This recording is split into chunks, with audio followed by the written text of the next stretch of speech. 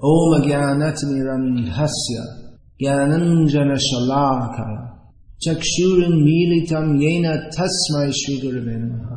Sanjaya Uvacha Evam Uktva Rishi Kesham Gura Kesha Parantapaha Nayotsya Iti Govindam Uktva Tushnim Babhuvaha. Sanjaya said, having spoken thus, Arjuna, chastiser of enemies, told Krishna, Govinda, I shall not fight, and fell silent. Dhritarashtra must have been very glad to understand that Arjuna was not going to fight and was instead leaving the battlefield for the begging profession. But Sanjaya disappointed him again in relating that Arjuna was competent to kill his enemies, parantapaha. Although Arjuna was for the time being overwhelmed with false grief due to family affection, he surrendered unto Krishna, the supreme spiritual master, as a disciple. This indicated that he would soon be free from the false lamentation resulting from family affection and would be enlightened with perfect knowledge of self-realization or Krishna consciousness and would then surely fight. Thus, Dhritarashtra's joy would be frustrated since Arjuna would be enlightened by Krishna and would fight to the end. Arjuna here is speaking quite emphatically. Emphatically means that he's speaking very strongly, giving great stress like this. Nayotsya, I shall not fight, he says. But just after this, we'll find that Arjuna changes his mood and says, well, actually I'm confused. He says, he appears as if he's very clear, I won't fight. But then, I don't know what I'm supposed to do. Should I fight or should I not fight? And though he's speaking as if he knows what he's talking about now, I shall not fight, he ends up fighting. Now why did Arjuna say, Nayotsya, I shall not fight? He gave various reasons to Krishna why he should not fight. And though he's speaking as if he knows what he's talking about now, I shall not fight, he ends up fighting. Relatives, even if they're inimical to us, why should we be inimical to them? It seems to me it would be better to just, even if they attack us, not to resist them, rather than to fight with our... Even if they're wrong, why should we be wrong? This is Arjuna's proposition.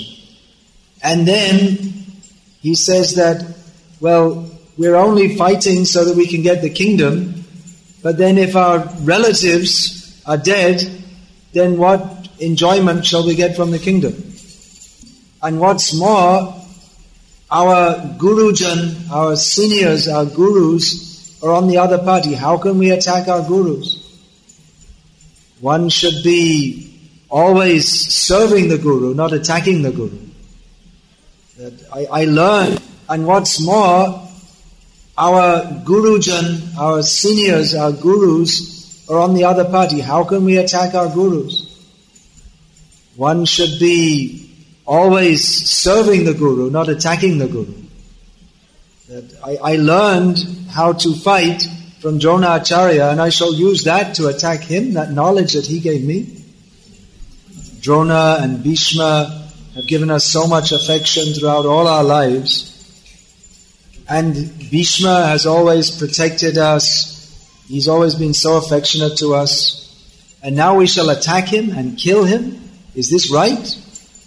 This will not lead to the heavenly planets, but this will lead to akirti. This will lead to infamy.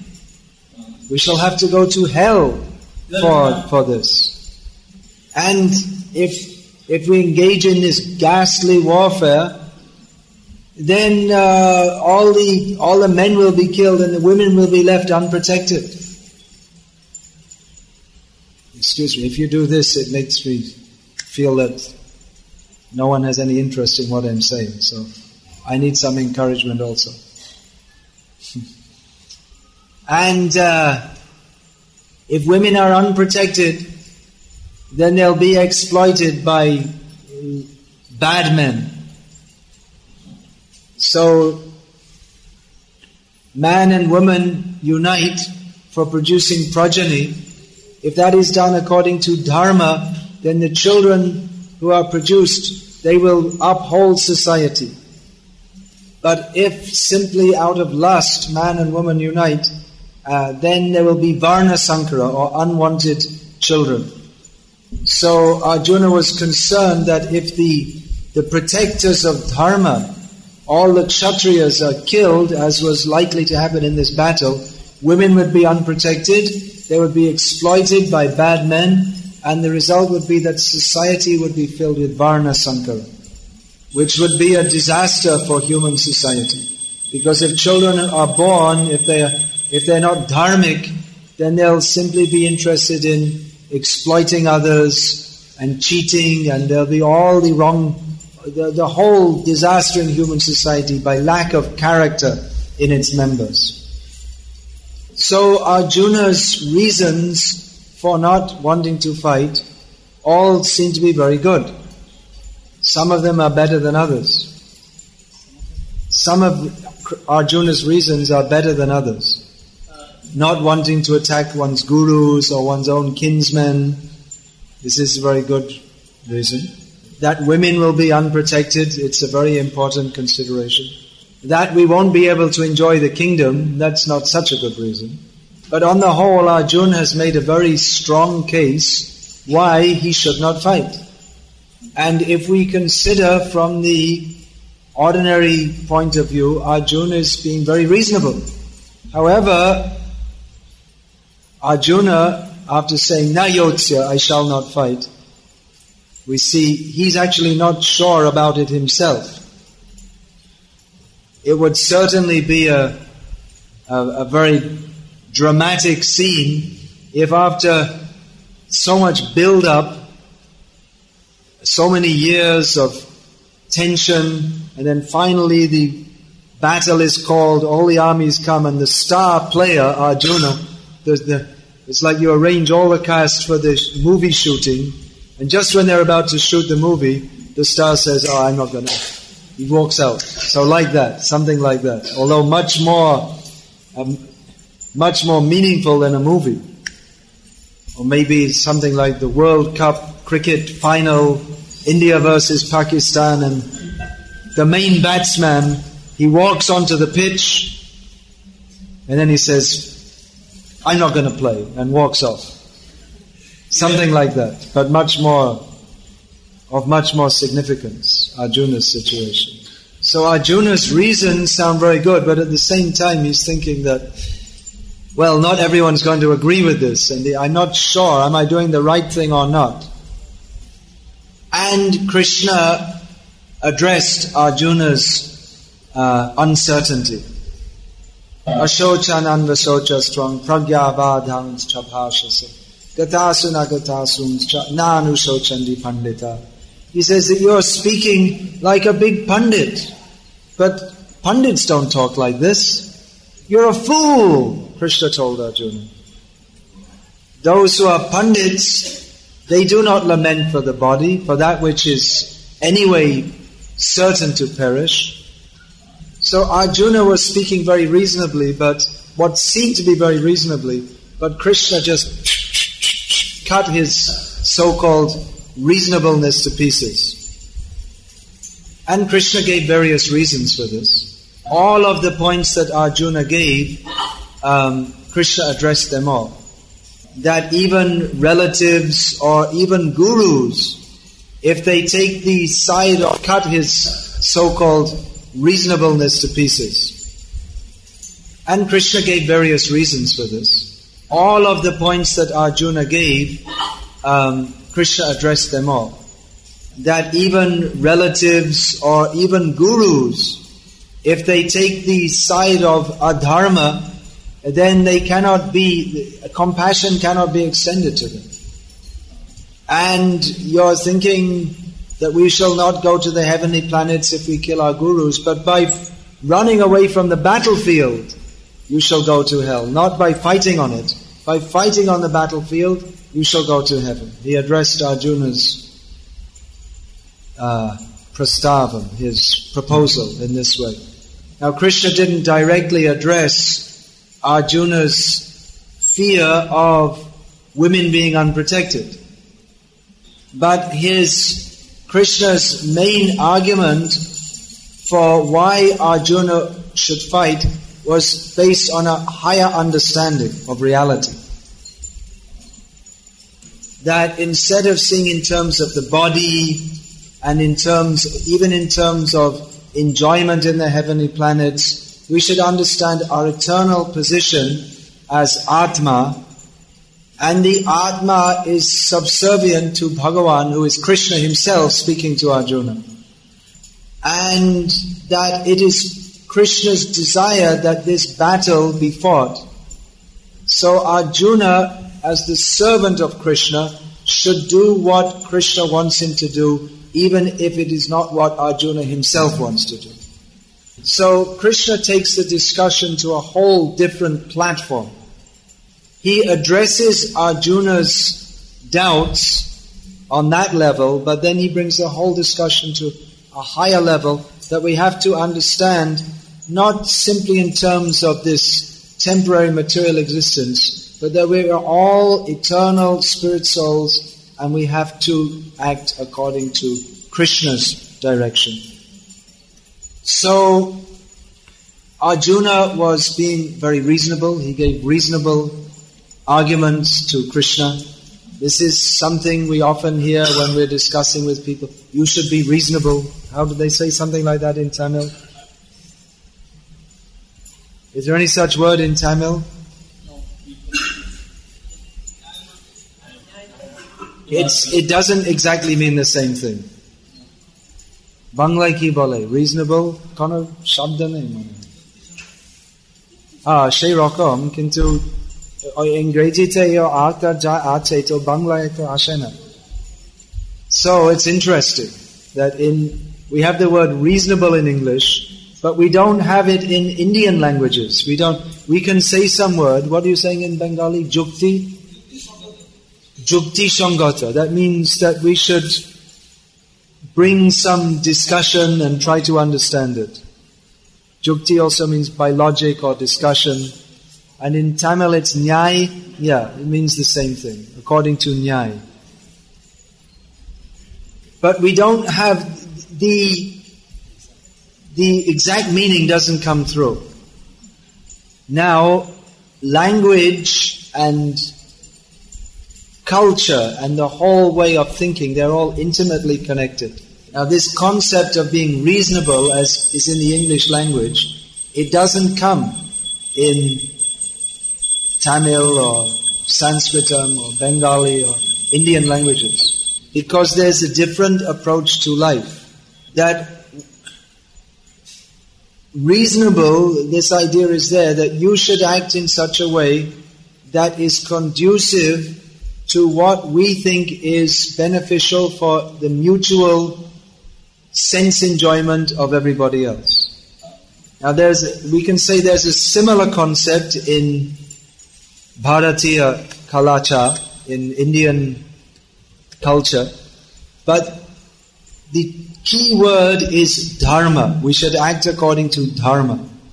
And Arjuna's arguments were on the basis of dharma. But then, actually Bhagavad-gita is a discussion of dharma. Arjuna said, Dharma samudha cheta. I'm confused about what is my dharma, what is my duty. So Krishna is establishing to Arjuna that we have dharma on the worldly platform, but higher is the spiritual platform. That is our actual dharma. Even what we call worldly dharma, that transcends the concepts of reasonableness. If we say yukti or nyai, if that's based on you should act in a way that is not only conducive to your sense gratification, but to my sense gratification also. That is not the actual meaning of dharma. That is something quite different. Dharma is based on sarve sukhino bhavantu. Everyone should be happy. Bhavantu. Bhavanti by Krishna consciousness, but bhavantu means in general. Let there be happiness for all. Then that has to be understood that one can only be happy by Krishna consciousness. Now, dharma is ati sukshmam. It's very subtle. Because what may appear to be good actually may not be good. Srila Prabhupada sometimes gave an example that when he was living as a grihastha in Calcutta, in the next house, he heard one time that the mother is shouting and the child is screaming. It sounds like the mother is severely chastising her son. So they had their system of intelligence gathering. Prabhupada, he sent his servant to ask the servant in the next house what's going on. So the servant came back with the information that the boy who's being punished, his elder brother has typhoid. So in typhoid, solid food is forbidden. But parathas were being cooked in the house. And the elder son asked his younger brother, "You get me some paratha." So it was a secret pact, but the mother found out that the younger son had given some paratha to the older brother. So she was so angry out of love for her son, because he knows that if he eats this, it's very dangerous, that she was beating the younger son and shouting at him very severe, and he was crying, "Ah!" So he was saying, "What did I do wrong? My older brother is very hungry, and he asked me to get some paratha, and I'm supposed to serve my older brother. I did everything with very good intention, and the result is I'm getting beaten with the broom." So it seemed that what he was doing is very reasonable and good, but because he doesn't understand, he doesn't have a deeper understanding, therefore it results in beating. So like that, there are many subtle laws of nature. If we act simply according to what seems to be good for us, we may actually be doing things which are not at all good for us. Due to ignorance of the laws of the universe, we may be creating so much suffering for ourselves when we think we're making happiness. Just like, for instance, one person whose name means an ocean of mercy, he recently just now got reinstated as the chief minister of a certain state in India on the promise of giving children 2 eggs instead of 1. Now it seems that that's very good. The children, I don't know how little children are supposed to eat 2 eggs at one time, but that's supposed to make them very big and strong, and then they can win the world boxing championships or something like that. In Tamil, for egg, anda you say. Oh, I heard you say anda. There was something. In North India, you hear as you go on the station on the train, anda, boiled egg, anda, boiled dim in Bengali. So anyway, you have to translate that. So they think this is very good, but the result is the whole of Tamil Nadu will go to hell. Anyway it's going, but it will go more. Because it is sinful, it is tamasic aha, that will jaganya guna vrittiso adhoga chanti tamasaha. Those who act in the mode of ignorance, they go down to the hellish world. So there are many things like that which may seem to be good. They have what seems to be an immediate good effect, but because it is against the injunction of Shastra, it actually creates so much suffering. In India, abortion it's fully socially acceptable. And people, a few years ago, one man, he was brought to see me. He was introduced to me. This is our New Life member. He's from Vallabh Sampradaya, Vaishnav Sampradaya, and he's a doctor.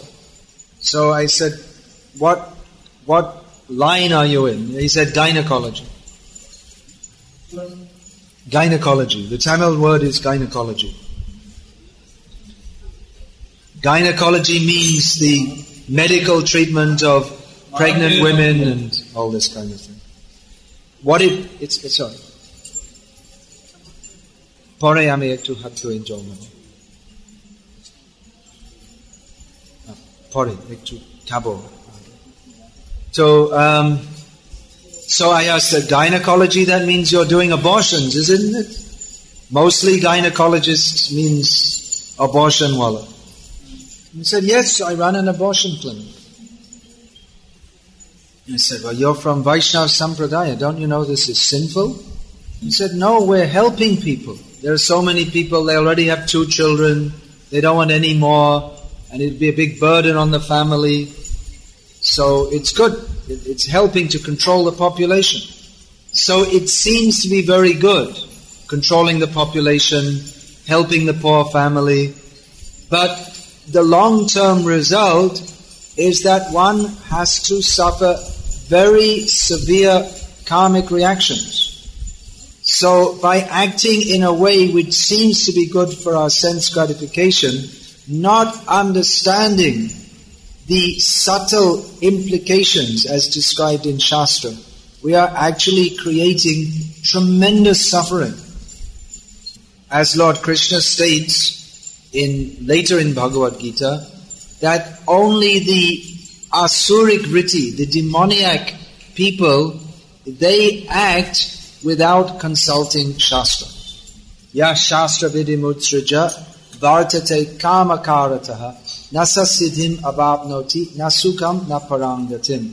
Those who act without consulting Shastra, they act according to what they think is right. He's describing such people. Krishna says, nasa siddhim abapnoti. Such people do not achieve perfection. They do not become happy. Nasukam. Naparam gatim. They do not attain the supreme perfection. They do not the supreme destination. So the whole modern civilization is based on immediate sense gratification. And it seems that this makes sense. We shall be happy. But even on the material platform, happiness doesn't come from gross sense gratification. Just like we see that previously in Indian culture, the men and the women, they had different roles. The women were very subdued. But actually the family life was more or less settled and people were more or less happy in family life. People were happy on the platform that the man should do his duty, the woman should do the duty, and they were serving each other. But nowadays the idea is that happiness comes from go to the water park, get lots of money, drive a motorbike, have a big house, on a gross sense gratification platform. Women should also drive motorbikes and they should dress in such a way that every part of their body is quite clearly revealed, and in this way, it's just for gross sense gratification, that we should get pleasure, but no one's happy. So, in Bhagavad-gita, Lord Krishna is telling Arjuna, give up your materialistic way of thinking. You don't know what's good for you. You don't know what's good for others. Shaya, the young boy bringing the paratha to his eldest brother, thought that, well, I'm doing good, but he wasn't. It seemed to him that he was doing good, but the result is disaster. It may seem that the mother was very cruel. Why is she beating her son? But then when you understand why, you can understand that, yes, she did properly. She should teach. Even if he doesn't understand why, she should beat him so that he doesn't do it again. And it's hoped that gradually when he gets older, he can understand these things. But even without understanding, he should be punished so that he doesn't do it again. So we are being punished in material existence. We are suffering repeated birth and death. And the attempt to enjoy this situation is the cause of our suffering. Acting for the pleasure of Krishna is the only actual platform of happiness. Krishna is teaching that in Bhagavad-gita, so that we can learn how to act in a manner that is actually conducive for our welfare and for that of others. Now, that young boy, if he had refused his elder brother, I won't give you a paratha because you'll get more sick. Then the elder brother would have been angry with him. And that's not nice. You don't want your elder brother to be angry with you. And maybe after he gets healthy, he might beat the younger brother. So either way, he's set up for a beating. So maybe his mother would beat less than the elder brother. So what should he do? Any way we act in this material world, there will be difficulty. Whatever we do, someone won't like it. Whatever you do, someone will criticize. And if you do nothing, then they'll criticize. Why isn't he doing anything? So, how should we act? We become bewildered. We should act for the satisfaction of Krishna. And not everyone will like that. And it may seem that, well, I'm taken to this bhakti, but my family members, they don't like it, and maybe I should just do what they want. But we should understand what Krishna wants. To understand that might not be very easy.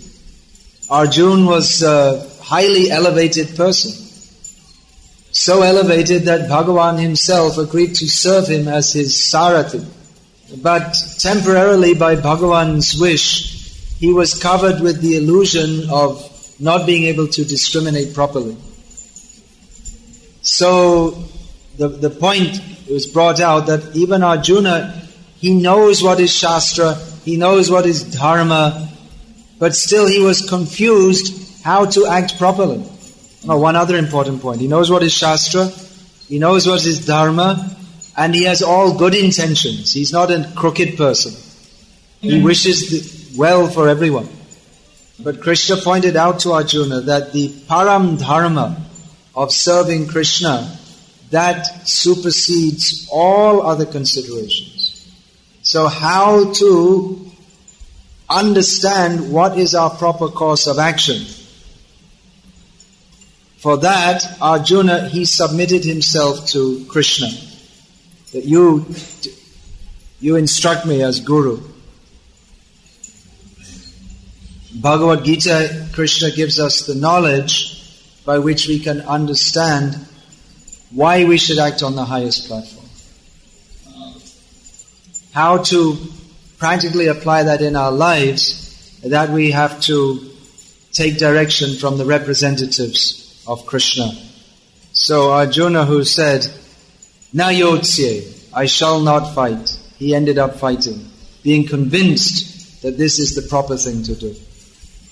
Even though the gurus will be attacked and killed, even though his family members will be attacked and killed, even though the earth will be left without the Kshatriya protection, Krishna has some reason which is higher than all these reasons, and Arjuna is submitting with full faith to Krishna, that you know best, I shall follow you. So he may not always understand why we are doing what we are doing in bhakti. Many times questions come up like, why don't we cut tulsi take the leaves from tulsi on the Dwadashi day? There are so many questions we can ask. But we should accept that is in Shastra, and whether we understand or not, that must be correct because it's given by Bhagavan. This worldly reasonableness, we act for the sense gratification of others. That's called being reasonable. You get some amount of sense gratification for yourself and some for others also. This was Arjuna's platform. Krishna rejected it. We should act according to the direction of Krishna. And Krishna's general instruction to everyone is the same. Most important instruction. Manmana bhava madbhakto madhyaji mang namaskuru. Always think of me, worship me, bow down to me, offering your obeisances, and be my devotee. So everyone should do this. How exactly we do it will be different. How we apply that practically in our life will be different in every case. Krishna asked Arjuna to fight. He does not ask everyone to fight, but he does ask everyone to surrender at his lotus feet. So that we should do. All right. Okay. And if there are any questions about this, then anyone can ask now. The point is that our worldly calculation about what is right and what is wrong, what is reasonable, this is from a very limited vision. And in many, or if not most cases, what we think is the right thing to do may not be right because we don't have a real understanding of what is good for ourselves and for others. I have to speak into the mic so people can hear. How can we understand from Bhagavad-gita that what are the instructions given to us and what are the instructions given to Arjuna? What is the difference? Please say in Tamil. Bhagavad-gita, the Maharaj Arjuna சில instructions கொடுத்திருக்காங்க, நம்மளுக்கு சில instructions கொடுத்திருக்காங்க. Upadesham.